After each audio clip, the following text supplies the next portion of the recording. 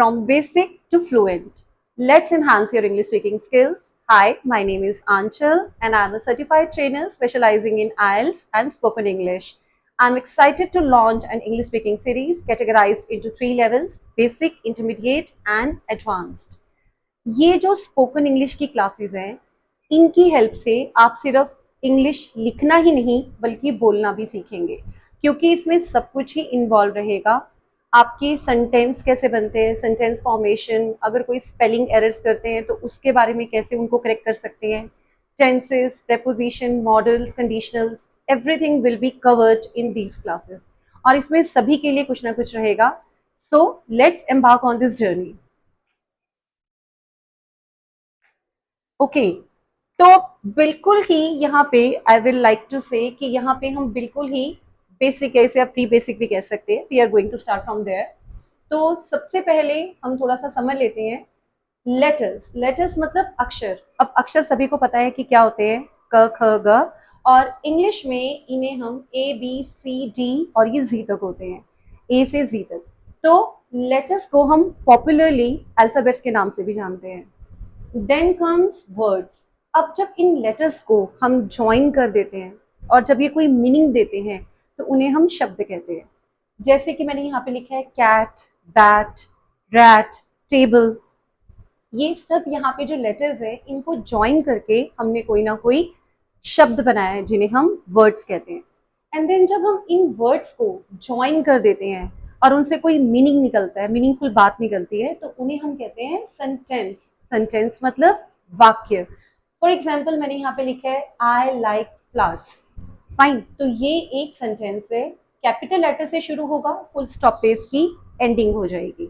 तो हमने क्या सीखा कि लेटर्स एबीसीडी होते हैं और जो वर्ड्स होते हैं वो इन्हीं को ज्वाइन करके बनते हैं और जो हमारे सेंटेंसेस हैं वो वर्ड्स को ज्वाइन करके बनते हैं। आई hope this is clear. Now sentences अब कैसे बनेंगे। सेंटेंसेस बनाने से पहले हमें और क्लैरिटी होनी चाहिए कि सेंटेंसेस होते कितने टाइप्स के हैं। So there are basically 4 types of sentences. So let's know about that. सबसे पहली जो सेंटेंस की टाइप है वो है अफर्मेटिव या पॉजिटिव सेंटेंस, जिसको हम कहते हैं, इन्हें हम कहते हैं सकारात्मक वाक्य। ये कौन से सेंटेंस होते हैं? I guess you all no.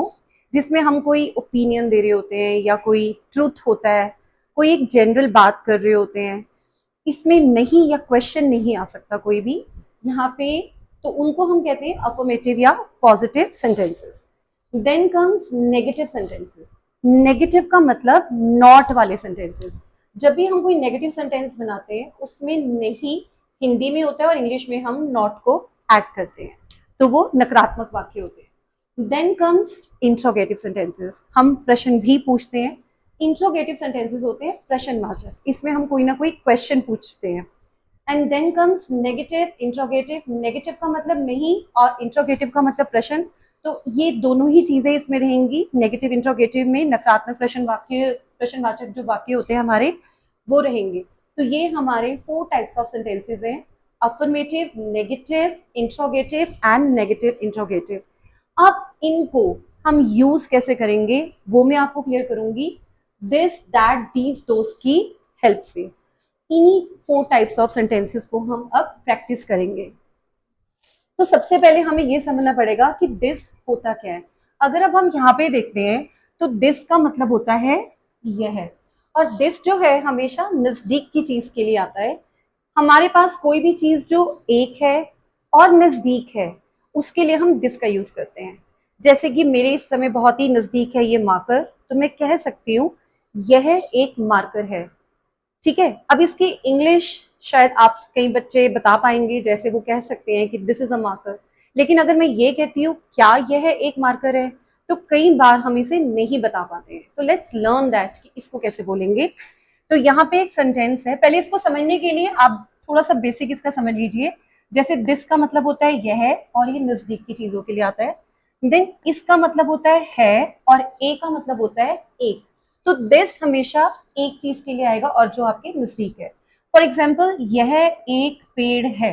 अब ये मेरा एक वाक्य है, सेंटेंस। इसको इंग्लिश में हम कैसे बनाएंगे? यह को दिस बोलेंगे, इसको हम है बोलेंगे, ए को हम एक बोलेंगे। जब भी कोई एक चीज होती है जनरली हम ए लगा ही देते हैं, और पेड़ को हम ट्री बोलते हैं। So this is a tree. First letter capital रहेगा, ये ध्यान रखिएगा, और एंड में फुल स्टॉप मैंडेटरी है ताकि सेंटेंस कंप्लीट हो गया ये पता चल जाए। अब इस टाइप के सेंटेंसेस कौन से होते हैं, अभी हमने सीखा था, ये होते हैं पॉजिटिव सेंटेंसेस। पॉजिटिव, इसमें कोई भी नहीं या क्वेश्चन वाली बात नहीं आई है। देन कम्स नेगेटिव सेंटेंसेस, इसमें नहीं आता है। मैंने आपको नेगेटिव का मीनिंग क्लियर करा था कि इसमें नहीं आता है। तो यहाँ पे नेगेटिव सेंटेंस के लिए मैंने लिखा है यह एक पेड़ नहीं है। नहीं से क्लियर हो गया कि नकारात्मक वाक्य है। अब इसको हम कैसे इंग्लिश में बनाएंगे, अब इसको समझने के लिए थोड़ा सा यहाँ पे मैंने कॉन्सेप्ट क्लियर करा है।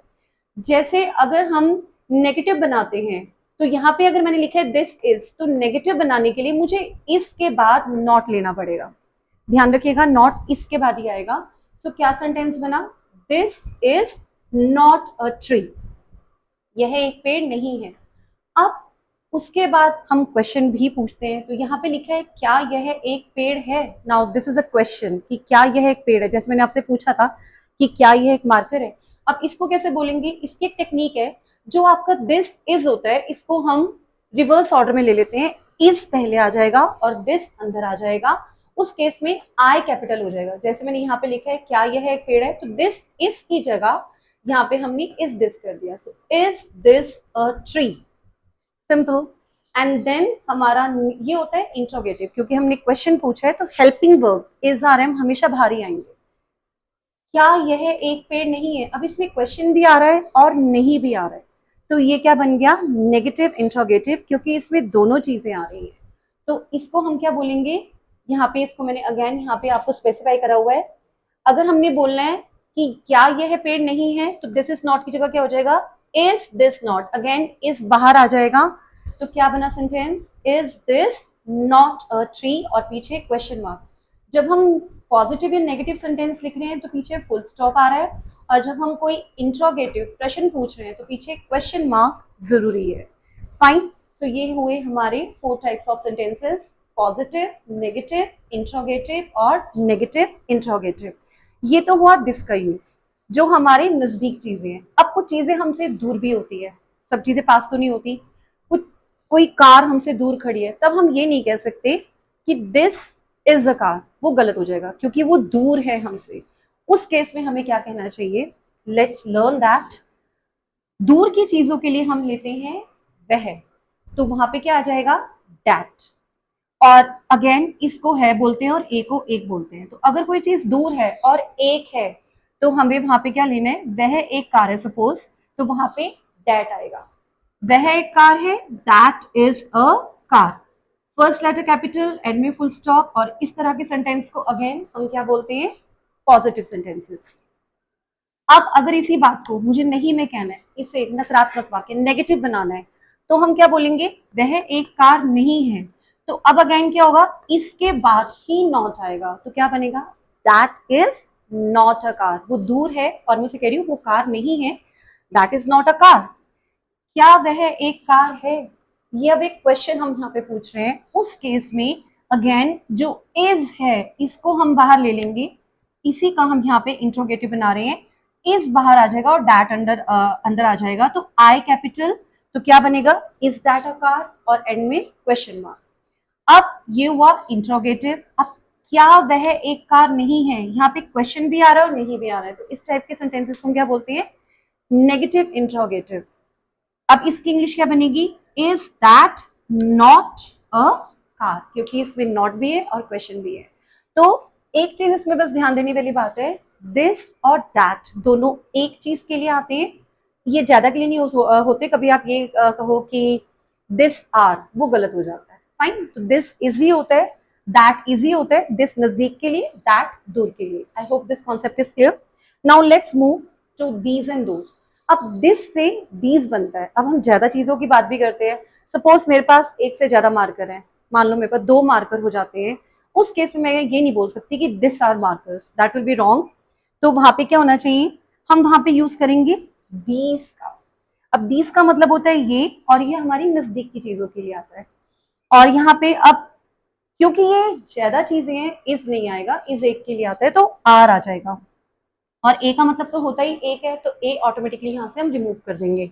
तो इसका एग्जाम्पल है, ये फूल है, ज्यादा है और मेरे नजदीक है, तो मैं क्या बोलूंगी, these are flowers, first letter capital, end में फुल स्टॉप, बीच में कुछ भी कैपिटल नहीं होगा, दीज आर फ्लावर्स।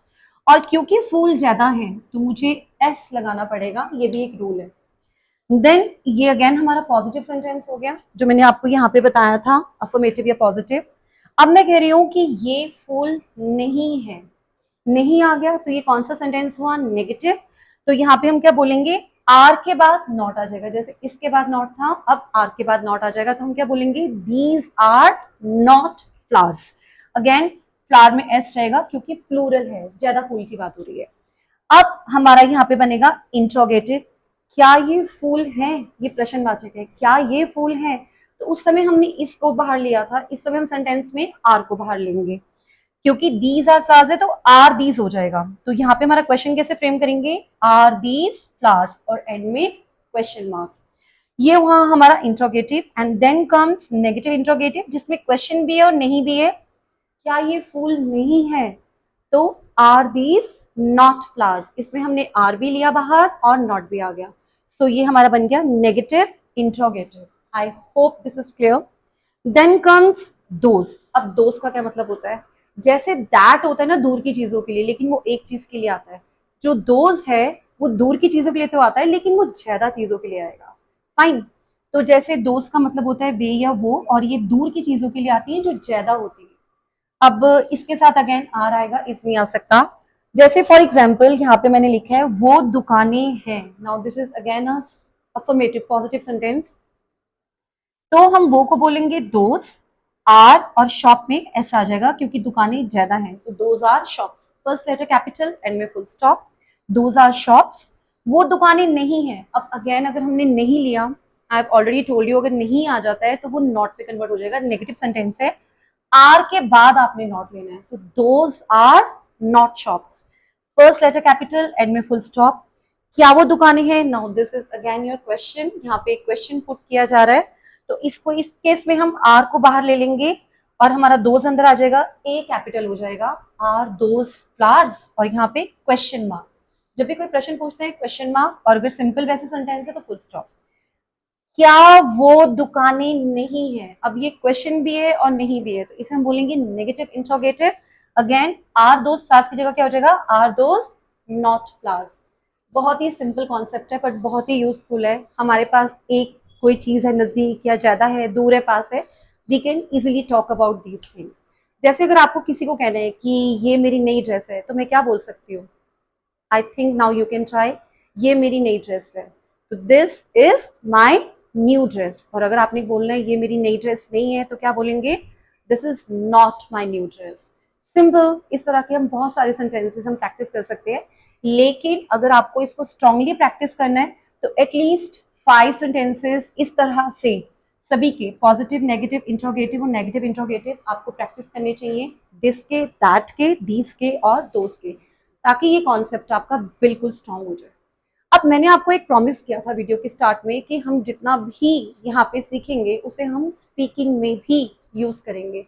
सिर्फ ऐसा नहीं है कि हम सिर्फ इंग्लिश लिखनी सीख रहे हैं, हमने इंग्लिश बोलनी भी है, हमने इसे अपनी डे टू डे कॉन्वर्सेशन में भी लाना है। तो how can we do that, now let's practice that. अब यहाँ पे देखो सिंपल सी बात है, अब आप किसी से क्वेश्चन कर भी सकते हो या कोई आपसे कर सकता है, तो आप आंसर भी कर सकते हो। फॉर एग्जाम्पल जो भी हमने सीखा है उसी के ऊपर बेस्ड है ये। इज दिस योर कार, मतलब क्या यह आपकी कार है। अगर कोई आपसे ऐसे पूछता है तो how you can answer, suppose if you have to answer in yes, अगर आपको यस में आंसर करना है तो आप क्या बोलोगे, यस। अब इज दिस योर कार है ना, तो दिस इज आएगा, अगर क्वेश्चन दिस में है तो दिस इज में ही आएगा। Is this your car, yes this is my car. और अगर आपने सपोज नो में कहना है कि ये मेरी कार नहीं है, simple, no this is not my car. Very simple, depend करता है आपने आंसर यस में देना है या नो में देना है। देन कम्स दैट वाला question, is that your home, क्या वो आपका घर है। तो इसको हम कैसे, अगर मुझे यस में आंसर करना है तो आई कैन सिंपली से yes that is my home, और अगर मुझे नो में कहना है तो मैं क्या बोल सकती हूँ, know that is not my home. समझने वाली बात यह है कि अगर दिस में क्वेश्चन है तो मैंने दिस में ही आंसर दिया, अगर दैट में क्वेश्चन है तो मैंने दैट में ही आंसर दिया। We need to be a good listener, हमें ध्यान से सुनना है कि सामने वाला क्या बोल रहा है। Then comes are these your books. अब ये ज्यादा हो गया, आर दीज योर बुक्स, क्या ये आपकी किताबें हैं, ये क्वेश्चन है। तो अगर मुझे दीज में क्वेश्चन आ रहा है तो मुझे आंसर भी दीज में ही करना है। तो मैं क्या आंसर करूंगी, अगर मुझे यस में करना है तो yes these are my books, और अगर मुझे नो में करना है तो I can say no these are not my books. अब एक क्वेश्चन आप सभी के लिए, आर दोज योर पेन्स, क्या ये या क्या वो, सॉरी क्या वो आपके पेन है, आर दोज योर पेन्स, वो दूर पड़े और हम पूछ रहे हैं कि क्या वो आपके पेन है। Now how will you answer, yes या नो में, ये आपके लिए। I hope you like this video. आपको कुछ भी यहाँ पे लगता है कि आपको अच्छी लगी वीडियो या आप कुछ भी जानना चाहते हैं, आप कमेंट बॉक्स में आराम से अपने कमेंट्स यहाँ पे भेज सकते हैं। And thanks for today, let's meet in the next video.